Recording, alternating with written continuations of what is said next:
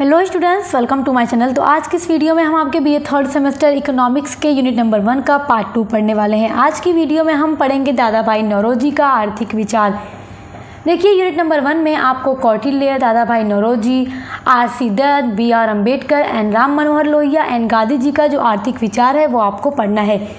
क्योंकि देखिए, आपके बीए थर्ड सेमेस्टर इकोनॉमिक्स का टाइटल ही है हिस्ट्री ऑफ इकोनॉमिक थॉट, यानी कि आर्थिक विचार का इतिहास। तो आज का वीडियो आपका पार्ट 2 कहिए या डे 2 कहिए, आज की वीडियो में हम दादा भाई नौरोजी का आर्थिक विचार पढ़ने वाले हैं। और इसके पहले वाली वीडियो में मैंने कौटिल्य का आर्थिक विचार पूरा आपको अच्छे से पढ़ा दिया है। तो आप प्लेलिस्ट में चेक करके पढ़ते रहिएगा। बीए थर्ड सेमेस्टर इकोनॉमिक्स के नाम से आपको प्लेलिस्ट हमारे चैनल पर मिल जाएगी। तो चलिए पढ़ना शुरू करते हैं। सबसे पहले दादा भाई नौरोजी के कुछ बेसिक बातें जान लेते हैं जो आपके एग्ज़ाम के लिए इम्पॉर्टेंट होंगी। चलिए, इनका जन्म हुआ था 4 सितंबर 1824 में, मुंबई में हुआ था इनका जन्म और मृत्यु की डेट आपको याद रखना है। इनकी मृत्यु हुई थी 30 जून 1917 में। तो इनके जीवन की जो यात्रा थी वो 1824 से लेकर के 1917 तक चली थी। देखिए, दादा भाई नौरोजी जो थे वो इंडियन नेशनल कांग्रेस के 3 बार अध्यक्ष भी रह चुके हैं। देखिए, इंडियन नेशनल कांग्रेस की जो स्थापना की गई थी वो 1885 में की गई थी और उसकी स्थापना में भी दादा भाई नौरोजी का काफ़ी अच्छा योगदान है। तो जब 1885 में इंडियन नेशनल कांग्रेस की स्थापना की जाती है तो उसके बाद अगले ही वर्ष 1886 में दादा भाई नौरोजी इंडियन नेशनल कांग्रेस के अध्यक्ष बनते हैं। दूसरी बार 1893 में अध्यक्ष बनते हैं और तीसरी बार 1906 में वो अध्यक्ष बनते हैं इंडियन नेशनल कांग्रेस के। देखिए, और इंडियन नेशनल कांग्रेस में वो 1906 ईस्वी में सभापति भी रह चुके हैं। दादा भाई नौरोजी जो थे वो ब्रिटिश के लोक सदन यानी जो हाउस ऑफ कॉमन है ब्रिटेन में, उसमें उन्होंने चुनाव भी लड़ा था और दादा भाई नौरोजी ने उस चुनाव में जीत भी हासिल की थी और वो वहाँ के एमपी भी बनते हैं। हाउस ऑफ कॉमन के वो एमपी भी रह चुके हैं 1892 से लेकर 1895 ईस्वी तक। आइए अब देखते हैं दादा भाई नौरोजी का आर्थिक विचार। This is very important. आपके एग्जाम में यहाँ से एक लॉन्ग क्वेश्चन तो एकदम ज़रूर आएगा, तो इसलिए बहुत अच्छे से तैयार कीजिएगा। मतलब पूरा लॉन्ग नोट्स मैंने तैयार किया है ताकि आप लोग अच्छे से अपना नोट्स देखकर एग्ज़ाम में लिख सकें। देखिए, मैं चाहूँ तो मैं शॉर्ट नोट्स में भी आपको चीज़ें अच्छे से समझा सकती हूँ, लेकिन बच्चों को समझने के साथ नोट्स की भी नीड होती है। तो इसलिए लॉन्ग नोट्स बनाते हैं हम ताकि आपको आसानी रहे अपने एग्ज़ाम में। इसलिए आप लोग हमारे चैनल को सब्सक्राइब ज़रूर करें, लाइक शेयर भी किया करें, कमेंट किया करें, जिससे हमें काफ़ी अच्छा लगता है, खुशी होती है। देखिए, दादा भाई नौरोजी को भारत में आर्थिक राष्ट्रवाद का जनक माना जाता है और उन्होंने धन के निर्गमन का सिद्धांत प्रस्तुत किया। देखिए, जब अंग्रेज़ों का शासन हमारे भारत में था, हमारा भारत अंग्रेज़ों का उपनिवेश था। अंग्रेज़ यहाँ से सस्ते सस्ते कच्चे माल लेकर के ब्रिटेन में ले जाकर उसकी वस्तुएं बना करके भारत में ही महंगी दरों पर बेचा करते थे। तो भारत का जो धन ब्रिटेन जा रहा था उसी पर उन्होंने अपना सिद्धांत भी प्रस्तुत किया। उनकी रचना देखिए, इन्होंने बुक लिखी है poverty and un British rule in India, ये उनकी बुक का नाम है, और दूसरी इनकी बुक है पॉवर्टी इन इंडिया। इन दोनों बुक्स में इन्होंने आर्थिक विचारों का विस्तृत अध्ययन व विश्लेषण भी किया है। आइए अब देखते हैं दादा भाई नौरोजी के आर्थिक विचार, जिसको आप इनका आर्थिक दर्शन भी कह सकते हैं। देखिए, एग्जाम में पूछ दे कि दादा भाई नौरोजी का आर्थिक दर्शन की विवेचना कीजिए या आर्थिक विचार की विवेचना कीजिए, बात आपकी एक ही है। क्वेश्चन कई तरीके से पूछता है, आंसर आपका वही होता है। तो चलिए देखिए, सबसे पहले है धन के निर्गमन का सिद्धांत, यानी इनकी ड्रेन थ्योरी। दादा भाई नौरोजी ने अपने आर्थिक विचारों में धन के निर्गमन का सिद्धांत प्रस्तुत किया है और इस सिद्धांत के द्वारा ही उन्होंने भारत के धन को इंग्लैंड में भेजे जाने का खुलकर विरोध किया है। क्योंकि अंग्रेज़ यहाँ शासन करते थे, वो जैसे मर्जी होती थी वैसे शासन करते थे। भारत का धन वो अपने देश भेजते थे, भारत से वो सस्ता सस्ता सामान खरीद के अपने देश में उसका उत्पादन करके भारत में ही महंगा महंगा बेचते थे। हत्ता कि भारत में किसानों से कर वसूलने का काम, बाकी अलग अलग चीज़ों से जो कर वसूलते थे वो भी अपने ही खजाने में रखते थे। तो इसलिए उन्होंने अपने इस धन के निर्गमन के सिद्धांत में इसी बात का विरोध किया है। दादा भाई नौरोजी का कहना था कि भारत की अधिकतर पूंजी का इंग्लैंड में निर्यात किया जाता है। सही बात थी ये जो कहते थे। नौरोजी ने तथ्यों के आधार पर भारत व इंग्लैंड के बीच जो आर्थिक विश्लेषण किया कि जो भारत है इंग्लैंड के बीच जो आर्थिक कंडीशन थी उसका इन्होंने पूरा एनालिसिस किया और निर्गमन सिद्धांत में उन्होंने वैज्ञानिक विधि का प्रयोग करके उन बातों को बताने का प्रयास भी किया कि किस तरह भारत के धन को इंग्लैंड भेजा जा रहा है, जिससे भारत की अर्थव्यवस्था पर काफ़ी ज़्यादा प्रभाव पड़ रहा है और अर्थव्यवस्था क्या है, खराब हो रही है। दादा भाई नौरोजी का कहना था कि धन के निर्गमन के कारण ही भारत का लगातार आर्थिक पतन हो रहा है, तो जाहिर सी बात है कि उस देश की जो इकोनॉमिक कंडीशन होगी वो ख़राब होगी। तो यही बात दादा भाई नौरोजी अपने सिद्धांत में बताते हैं।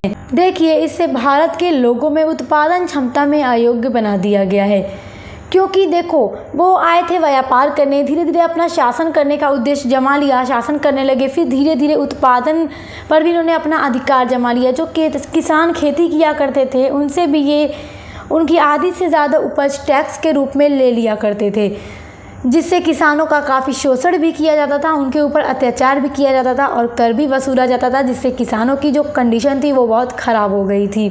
नौरोजी ने धन के निर्गमन के दुष्परिणामों पर कहा है। देखिए उन्होंने क्या कहा है, हमने ब्लैक पेन से यहाँ नोट कर दिया है। अब तक भारत का धन भूमि सतह के ऊपर से बहकर इंग्लैंड को जाता रहा है और यही चीज़ का ये विरोध कर रहे हैं अपने सिद्धांत के माध्यम से। अब भूमि के अंदर का धन भी ले जाया जा रहा है, मतलब जो खेती करके निकाला जा रहा है वो टैक्स भी अब कहाँ ले जाया जा रहा है, इंग्लैंड ले जाया जा रहा है। मतलब भारत के धन को चाहे जैसे भी करके कहाँ ले जाया जा रहा है, इंग्लैंड ले जाया जा रहा है। और अब भारत को धाराशाही किया गया है और अब वह अपनी सहायता स्वयं करने के भी योग्य नहीं है, क्योंकि भारत पूरी तरह से अंग्रेज़ों का गुलाम हो गया था। वो जैसे चाहते थे वैसे अपने हिसाब से यहाँ शासन करने लगे थे और भारत के लोग क्या थे, मजबूर हो गए थे। वैसे हमारे भारत के बड़े बड़े नेताओं ने खुलकर विरोध किया, आंदोलन किया और फाइनली हम 15 अगस्त 1947 को आज़ाद भी हुए। इतना होने पर भी अंग्रेज़ भारत को दिए जाने वाले रेलवे तथा विदेश व्यापार आदि तथा कथित वरदानों का ढोल इतनी ऊंची ध्वनि में बजाएंगे कि सुनते सुनते उकता जाएंगे। यही बात उन्होंने कही है। इस प्रकार दादा भाई नौरोजी ने ड्रेन सिद्धांत द्वारा भारत व इंग्लैंड के मध्य जो वित्तीय संबंध थे उनका वास्तविक एवं व्यवहारिक विश्लेषण प्रस्तुत किया है। अब देखिए दूसरा आपका पॉइंट है धन के निर्गमन को रोकने के उपाय। अब दादा भाई नौरोजी ने धन के निर्गमन के रोकने का उपाय क्या बताया, तो दादा भाई नौरोजी ने धन के निर्गमन को रोकने के लिए भी कुछ महत्वपूर्ण उपाय बताए थे कि कैसे हम भारत का धन इंग्लैंड जाने से रोक सकते हैं। तो उन्होंने कुछ उपाय बताए, जिसमें पहला है भारतवासियों को स्वयं अपने देश के स्रोतों का विकास करना चाहिए। अगर भारत के लोग स्वयं ही खुद ही अपने देश के स्रोतों का विकास करेंगे तो उन्हें दूसरों पर डिपेंड नहीं रहना पड़ेगा, जिससे हम अपने धन को जाने से रोक सकते हैं। दूसरा उपाय उन्होंने बताया कि दोनों देशों के बीच संबंधों को मजबूत बनाने के लिए उचित कानून लागू किया जाना चाहिए, जिससे दोनों के बीच जो दोनों देश हैं उनके बीच अच्छा संबंध हो सके, मजबूत हो सके। तीसरा इन्होंने उपाय बताया कि सभी बड़े उद्योगों का संचालन भारतीयों के द्वारा किया जाना चाहिए, क्योंकि जितने भी बड़े बड़े उद्योग धंधे स्थापित किए जा रहे थे वो अंग्रेज़ों के माध्यम से ही किए जा रहे थे। अंग्रेज़ खुद करते थे। वो अपने इंग्लैंड में इतने बड़े बड़े उद्योग धंधे स्थापित कर चुके थे कि वो पूंजीपति बन चुके थे और भारत में आकर भी वो व्यापार के साथ साथ यहाँ शासन भी करने लगे और यहाँ के हर एक क्षेत्र पे शासन किया। किसान, खेती बाड़ी, हर चीज़ पे इन्होंने शासन किया, हर चीज़ पे। तो इनका मानना था कि अगर भारत के लोग स्वयं ही बड़े बड़े उद्योग धंधे स्थापित करेंगे तो हम अपने धन को वहाँ जाने से रोक सकते हैं। चौथा उपाय इन्होंने बताया कि भारत के उच्च पदों पर भारतीयों को ही नियुक्त किया जाना चाहिए, क्योंकि भारत में जब अंग्रेज़ों का शासन था तो ऊंचे ऊंचे पदों पर अंग्रेज़ अधिकारी ही होते थे, भारतीयों को वहाँ पर उच्च पद नहीं दिया जाता था। तो इनका मानना था कि अगर भारत यही अपने देश में ऊंचे ऊंचे पदों पर नियुक्त होने लगेंगे तो इससे भी हम अपने धन के निर्गमन को रोक सकते हैं, मतलब अपने भारत के धन को ब्रिटेन जाने से रोक सकते हैं। इससे भारतीय पूंजी के इंग्लैंड में निर्यात पर रोक लगाया जा सकता है। तो ये कुछ 4 महत्वपूर्ण उपाय उन्होंने धन के निर्गमन के बताए थे, जो कि बहुत इंपॉर्टेंट है। आप इनको स्क्रीनशॉट ज़रूर कीजिएगा। अब देखिए तीसरा पॉइंट है कि दादा भाई नौरोजी ने ये भी बताया कि भारत में गरीबी के क्या क्या कारण हैं। तो देखिए दादा भाई नौरोजी ने अपनी पुस्तक का नाम है पॉवर्टी ऑफ इंडिया और इनकी अगली पुस्तक है poverty and un British rule in India.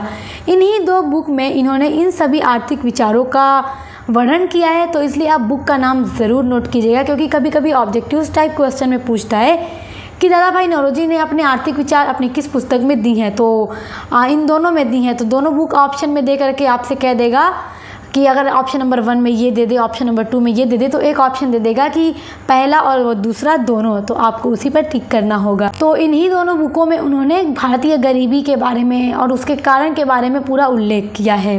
Naoroji ने अपनी इन पुस्तकों में भारतीय गरीबी के तथ्यों के बारे में बताया और आंकड़ों के आधार पर उन्होंने वैज्ञानिक दृष्टि से विश्लेषण भी किया है।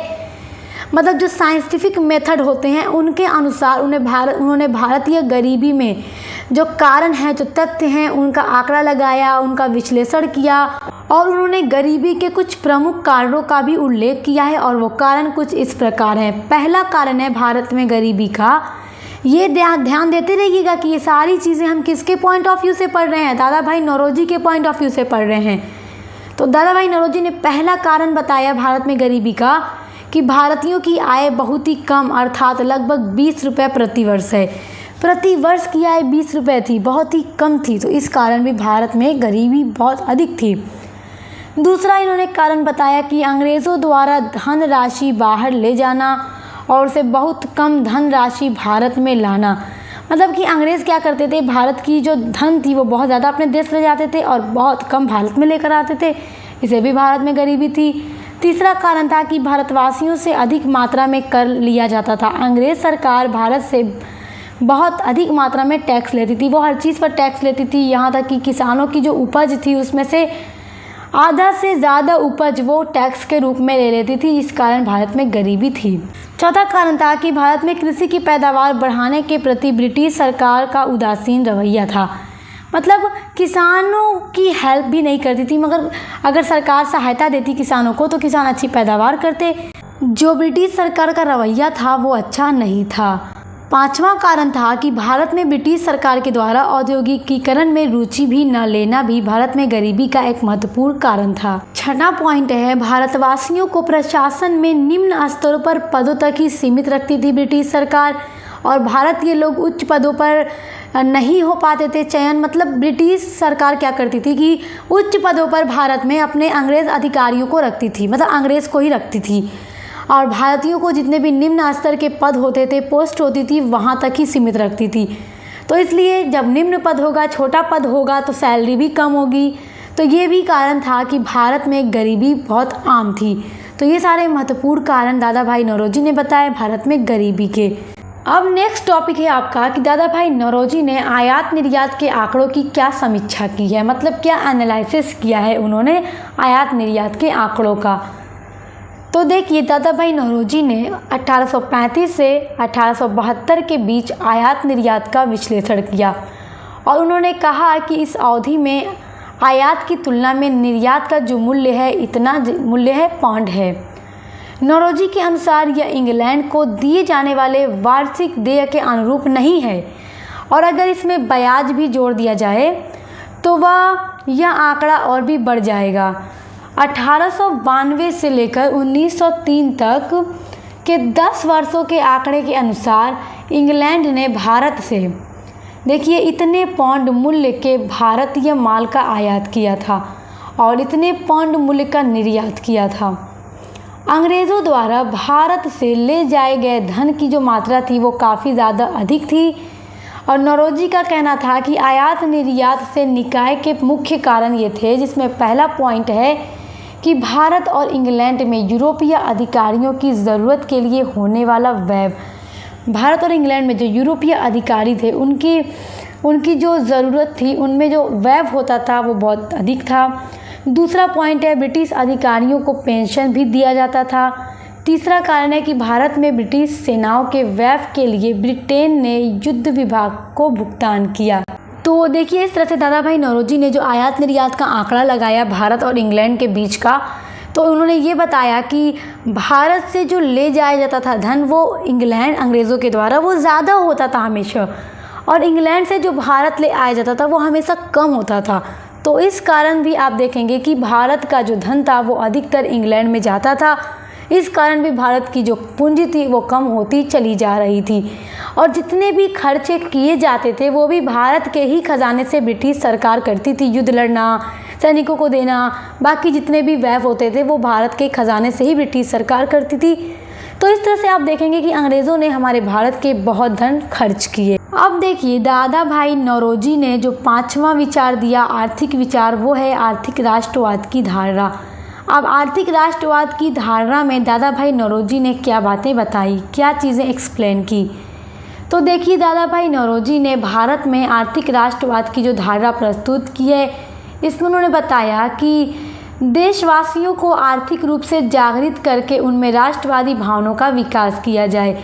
दादा भाई नौरोजी का कहना था कि अंग्रेज़ों की जो शोषणकारी नीतियां थी भारतीयों के खिलाफ, उसी के कारण भारत के लोगों का लगातार आर्थिक पतन हो रहा है, क्योंकि ब्रिटिश सरकार हमेशा जो नीतियां बनाती थी वो भारत के लोगों के अकॉर्डिंग नहीं होती थी। उनकी नीतियों से कभी भारतीय संतुष्ट होते ही नहीं थे, जिससे भारत का आर्थिक पतन होता रहा है।